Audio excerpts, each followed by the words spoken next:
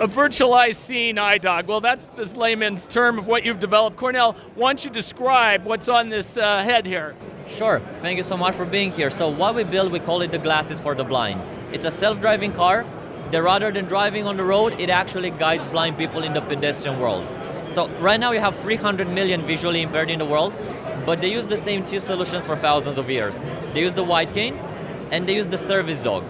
And the service dog is great, but over its lifetime, a service dog can go to $200,000. It's immensely expensive, and there are very few of them in the world. 300 million visually impaired, just 28,000 service dogs. So we took self-driving technology and we created this device, this headset, which actually does everything that a service dog does, and even more.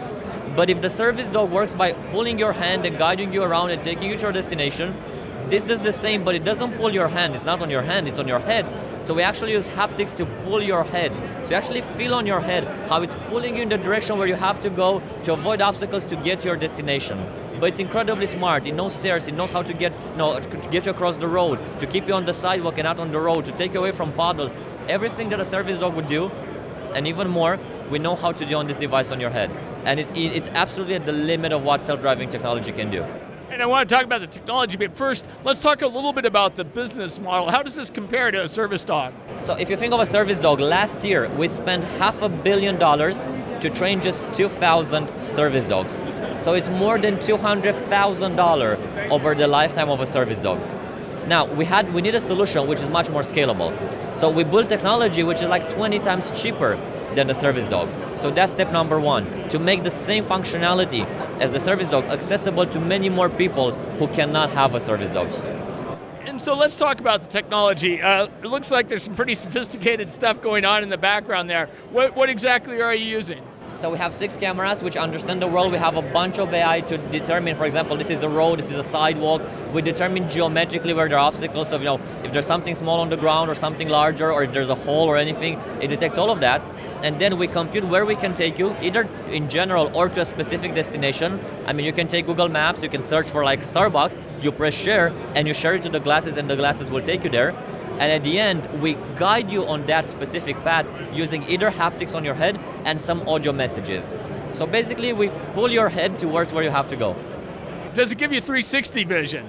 It doesn't give you 360 vision, but it remembers everything you saw.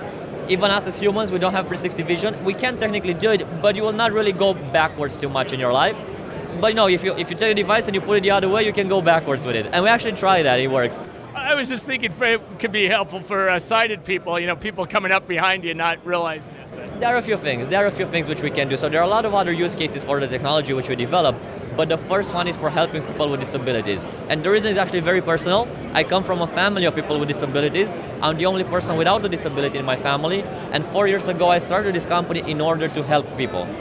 And it's quite remarkable because you've got it out and it's available, it will be available in Europe and then the US, right? Yes, coming in Europe in just a few months, and then in the US roughly by end of the year.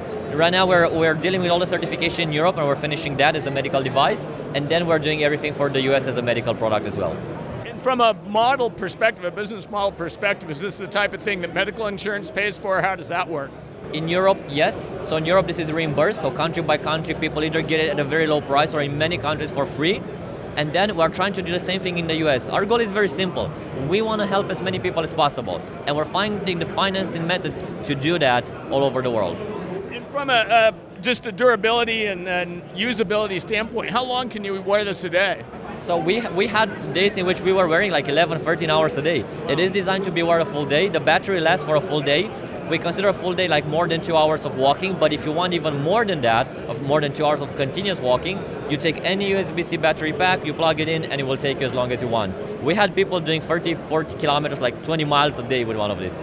That's incredible, and from a weight perspective, it doesn't put a burden on you? It's the same weight as most VR headsets, so we were able to do everything a self-driving car does in something which is roughly the same size and weight as a normal VR headset. It's well balanced, the weight between the front and the back, so you can easily wear it for a long, long time. Excellent. Well, I look forward to seeing these out in the public. It's a great thing you've done here, Cornell, and congratulations. Thank you so much. Thanks. Thank you.